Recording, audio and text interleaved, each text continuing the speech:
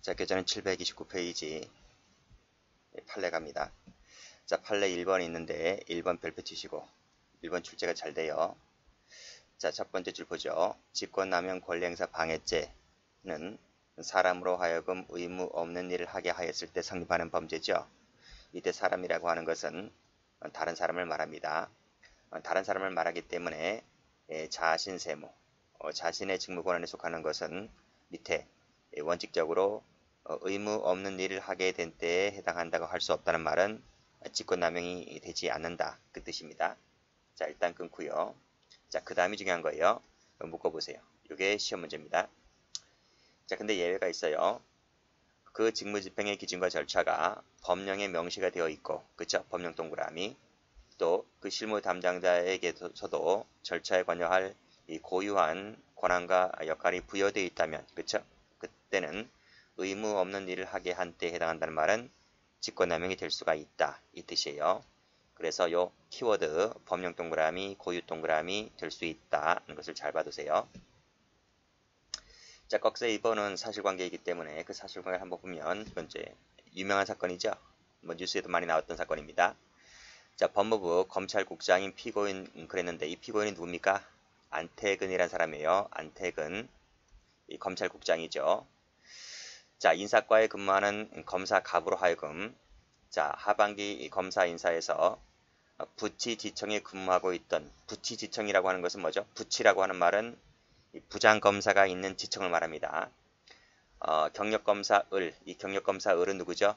여잔데 이게 이제 서지현이라고 하는 여자입니다. 검사죠. 그렇죠? 서지현이 누굽니까? 그 미투 사건, 미투 운동 벌였던 사람이죠. 그러니까 뭐 내부적으로 뭐 성추행을 당했네 안 했네라고 이제 하니까 이 안태근이라는 국장이 이 서지현이라는 검사를 저 밑에 지방으로 이제 전보시키는 그런 내용이었던 거예요. 자, 이것이 이제 대법원까지 올라갔던 사건인데 판례가 뭐라고 하냐면 자, 마지막에 법령상 의무 없는 일을 하게 한 때 해당한다고 볼 수 없다. 그래서 뭐예요? 이 사건은 직권남용이 아니다.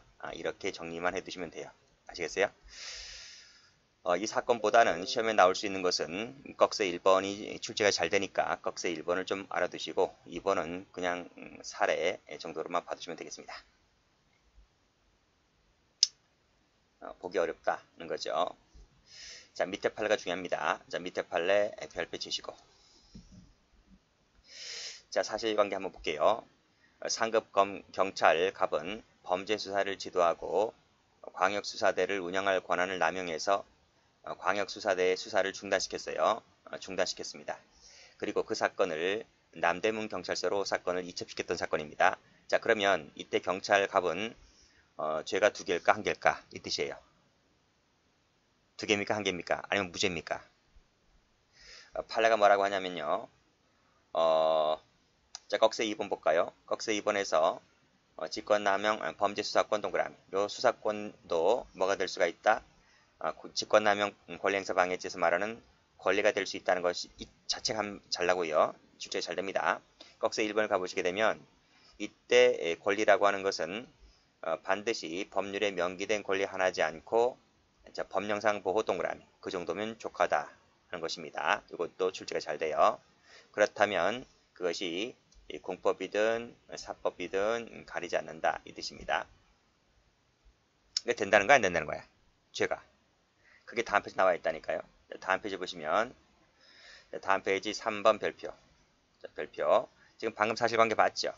수사 중단했습니다. 사건을 다른 쪽으로 이첩시켰어요. 죄가 2개일까 1개일까? 자, 판결 요즘 뭐라고 하냐면 일단 그쵸? 방해했다고 한과 아울러서 그 다음에 이첩할 의무가 없는데 이첩하게 했다는 거죠. 2가지 다 될 수가 있는데 판례 보시면 이 2가지 모두 다 해당될 수 있다는 거예요. 해당될 수가 있는데 그럼 죄가 2개가 될 것이냐 라고 하는 것인데 자 보세요. 이게 중요합니까? 이게 중요합니까? 자, 상부에서 지시가 내려왔어요. 야! 넌 수사 그만해. 라고 내려왔어요. 그러면 수사를 그만해라고 했다는 것이 더 중요한 건가요? 아니면 사건을 다른 데로 넘기라고 하는 것이 중요한 건가요? 중단시킨 게 중요한 거죠. 그쵸? 중단시킨 게 중요한 거예요. 이첩시킨 것보다는. 그래서 판례가 뭐라고 하냐면 이것은 이 수사관들 있죠. 수사를 하는 그 수사관들의 권리, 수사권을 방해했다는 거예요. 이 수사권이라고 하는 이 권리는 무슨 권리다? 앞에 나와 있는 이 범죄 수사권이라는 거예요. 범죄 수사권. 이 범죄 수사권을 이 상급 경찰관이 방해했다. 그렇기 때문에 이것은 직권남용 권리 행사 방해죄는 맞는데 그것이 권리 행사를 방해함으로 생겨나는 직권남용 권리 행사 방해죄인 것이지. 그 밑에 보시게 되면 의무 없는 일을 하게 한 것이 무슨 말입니까? 사건을 남대문 경찰서로 옮겼잖아요. 그러니까 남대문 경찰서로 옮겨야 할 의무가 없는데 남대문 경찰서 옮기게 했잖아요. 그쵸? 그래서 이첩시켰다는 것이 의무 없는 일을 하게 하였다는 것으로 볼 수가 있는데 이 경우에는 이 사건 중단이 더 큰 의미가 갖고 있는 것이기 때문에 권리행사 방해죄로 인한 직권남용은 되는 것이지 별도로 이거는 되지 않는다 이 뜻이. 아시겠죠? 그렇게 보시면 될 것 같아요. 두 가지 다 되고 뭐 상경이가 된다 이렇게 하거나 뭐 실경이 된다 그러면 틀려요. 이것은 중요한 판례입니다. 그래서 요거 색깔 쫙 칠하시면 될 것 같아요. 출제가 잘 돼요.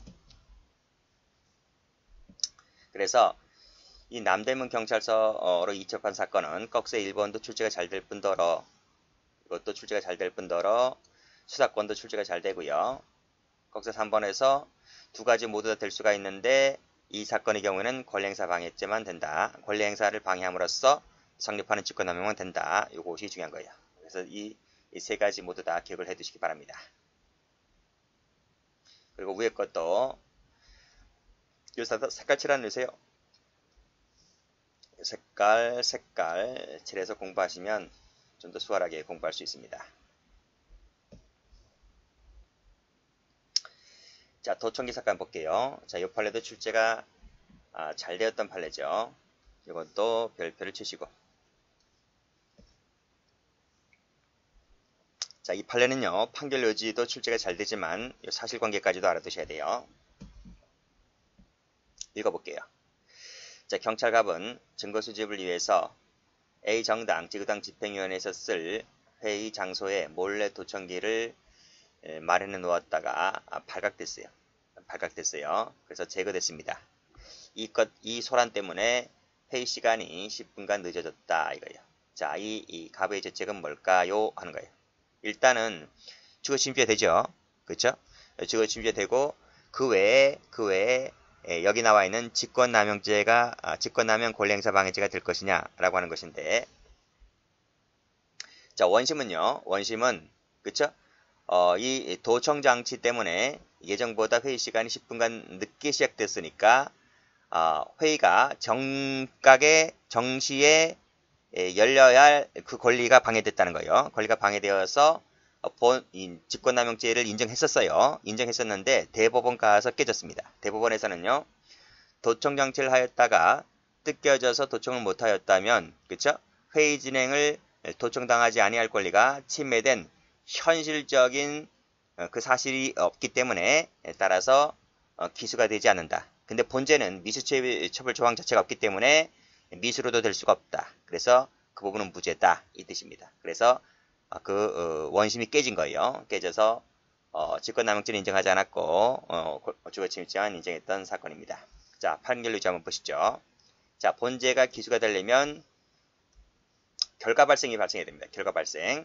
결과가 발생을 해야 되는데 이 사건 같은 경우에는 어차피 회의가 10분 늦어졌지만 결국 회의는 열렸어요. 회의는 열렸기 때문에 따라서 현실적으로 권리행사에 저해가 없기 때문에, 그렇죠? 저해가 없기 때문에 결국은 이거는 밑줄 잡아 볼까요? 현실적으로 파란색으로 현실적으로 권리행사에 저해가 없다.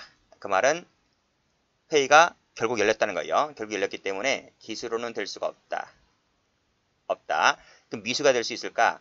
미수로도 안 된다는 거야. 미수 처벌 조항이 없기 때문에 결국 무죄다. 결국 그래서 주거침입죄밖에 안 된다 이 뜻입니다. 그래서 이 사건은요, 판결 요지뿐만 아니라 물론 판결 요지가 제일 잘 나오지만 판결 요지뿐만 아니라 요 사실관계까지 같이 정리를 해 두시면 돼요. 아시겠죠? 이것은 회의 열릴 시간이 10분간 늦어졌다 하더라도 결국 회의는 열렸기 때문에 직권남용은 되지 않는다. 이렇게 정리해 두시면 돼요. 아시겠죠? 직권남용죄 X 이렇게 하시면 됩니다. 자, 그 다음 판례. 자, 이것도 출제가 잘 되니까 이것도 별표 치시고 2번도 별표 치셔야 돼요. 자, 꺽쇠 1번 볼게요. 자, 권리 행사를 방해한다라고 하는 것은 위에서 봤지? 구체화된 권리의 현실적인 행사가 방해가 되었을 때 본죄가 되는 거예요. 따라서 밑에 결과 발생하지 않았다면, 그렇죠? 결과 발생하지 않았다면 기수가 되지를 않는다. 결국 미수도 아니고 무죄다 이 뜻이 무죄다. 됐나요? 자, 그러면 일단은요. 꺽쇠 1번은 뭐 당연히 알아두셔야 되는 것이고, 자, 그러면 사실관계 한번 볼게요. 자, 정통부 장관이죠. 자, 개인 휴대통신 사업자 선정 관련해서 국장으로부터 LG텔레콤, 그다음에 에버넷 처음 들어보네요, 그렇죠? 에버넷의 우열을 가리기 힘들다고 보고를 받은 다음 날 이미 공고된 평균 배점 방식을 통신위원회 심의나 공고 없이 임의로 그 배점 방식을 변경을 했어요. 변경을 할 것을 지시하였고 결국 LG텔레콤이 선정됐습니다. 자, 근데 이 문항평가 배점이 2.2로 정하여져 있는 상황에서 에버넷이 LG보다 0.38점 앞서 있었는데 정통부 장관이 야 이거 바꿔버려. 배점 방식 바꿔버려. 이렇게 지시하니까 이게 뒤집어진 겁니다. 뒤집어져서 LG가 선정되었고 결국 에버넷은 이제 흐지부지 이제 사라진 회사가 된 거예요. 자, 요거 제가 될 것 같아요, 안 될 것 같아요?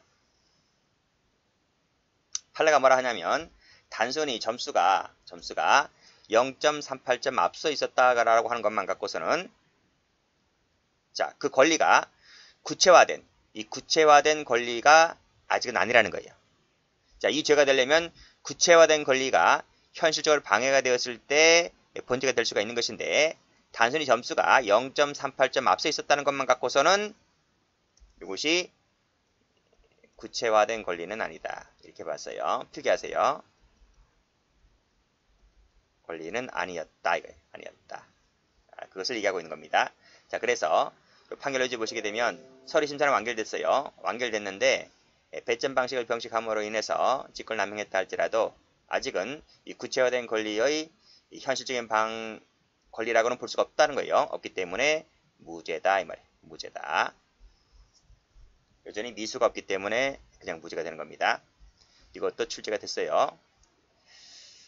자, 그래서 다 중요한 판례들입니다. 꼭 좀 정리를 해두시면 될 것 같고 여기 나와 있네. 여기 해설 나와 있죠. 단순히 0.48점 앞섰다 세무 쳐보세요. 갖고서는 구체화된 권리가 밑줄 그시고 X 이렇게 보시면 되겠습니다.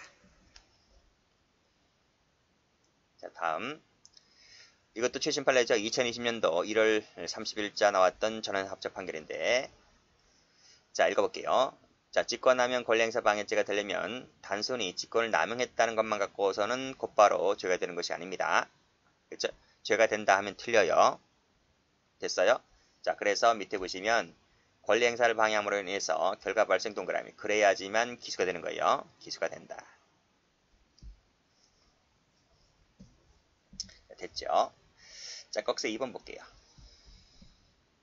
자, 쭉 보시고 자, 네 번째 줄입니다. 공무원의 한 행위가 직권남용에 해당한다 해서 그러한 이유만 갖고서는 곧바로 의무 없는 일에 해당한다고 볼 수는 없다. 해놓고 직권남용 행위 상대방이 누구래요? 빨간색으로 사인 동그라미. 사인이었다면 그 사인은 이 직권에 따라 할 의무가 없다는 거죠. 없기 때문에 그 사인에게 이러이러한 일을 하라고 시키는 겁니다. 그랬을 때는 이 직권남용이 될 수가 있는 거예요. 자, 일단 끊고요. 자, 이 사인이 아니고 자, 밑에 상대방이 공무원이거나 이 사인이 아니고 누구래요? 공무원이래.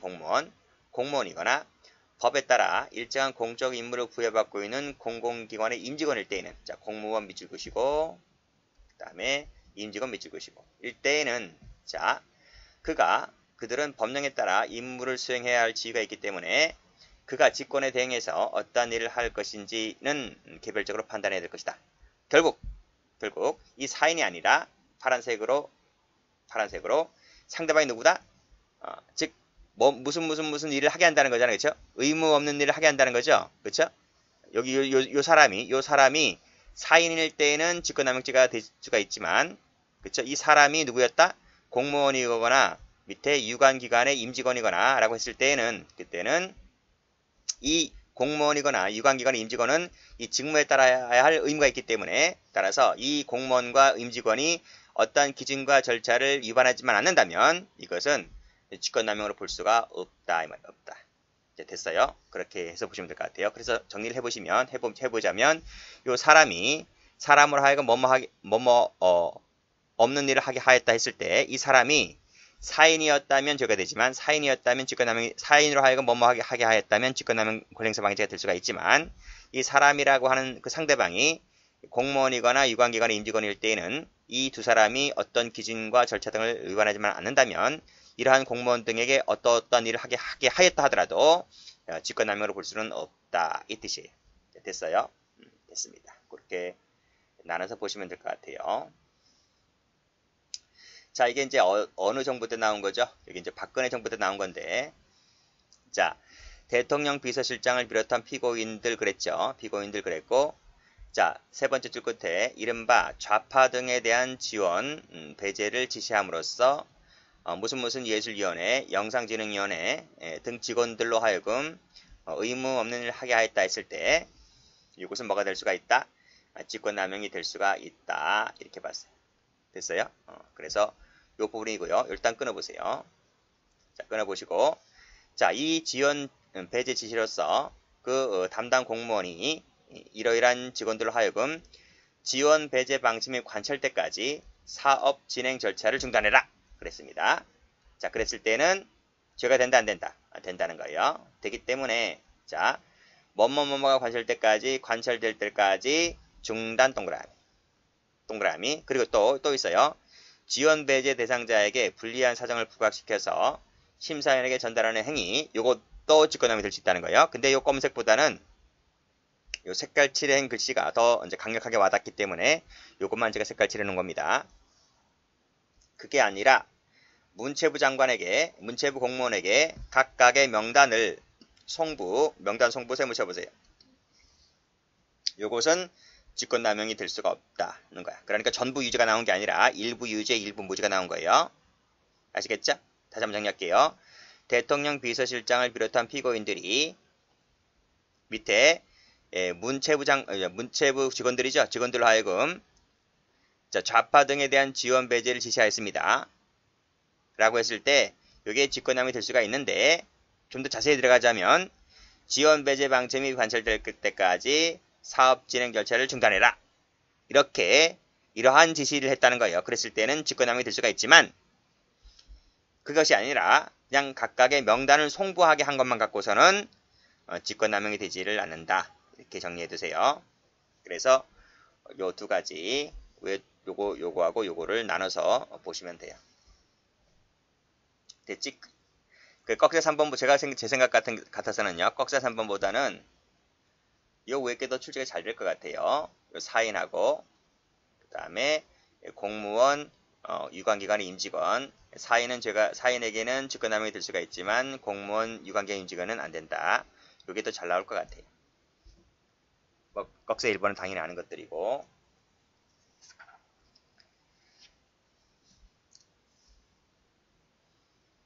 여기까지 하겠습니다.